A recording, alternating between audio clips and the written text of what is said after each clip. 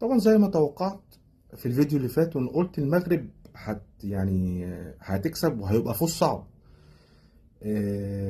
ماتش فنياته عالية، وزي ما قلت هيبقى فيه خبط ورزع كتير. فرقتين بتلعب على النهائي عايزة تاخد البطولة.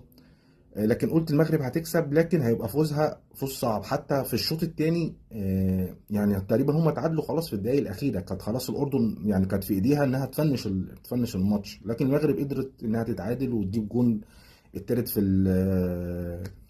الوقت الاضافي وتحسم البطوله يعني. بس انا بصراحه عجبني منتخب الاردن بالرغم ان هو خسر، بس عجبني بصراحه لانه منتخب من اول بطوله اخر بطوله بيلعب بطريقه دفاعيه محترمه، وفي نفس الوقت بيلعب على الكونتر اتاك وعلى الهجوم المرتد، بيلعب بطريقه حديثه. الفرقه دي لو اشتغلت، قدروا يشتغلوا عليها على النواحي الهجوميه يقدروا ينفذوا تكتيك هجومي، هتبقى فرقه مرعبه بعد كده. منتخب الاردن ده هيبقى منتخب مرعب بعد كده. لكن انا بقول للمغرب طبعا يعني فوز مستحق النهارده، وبطوله مستحقه. وان هم بصراحه من اول البطوله هم داخلين وعايزين البطوله، يعني واضح ان هم داخلين وعايزين البطوله، فبصراحه هم يستحقوها.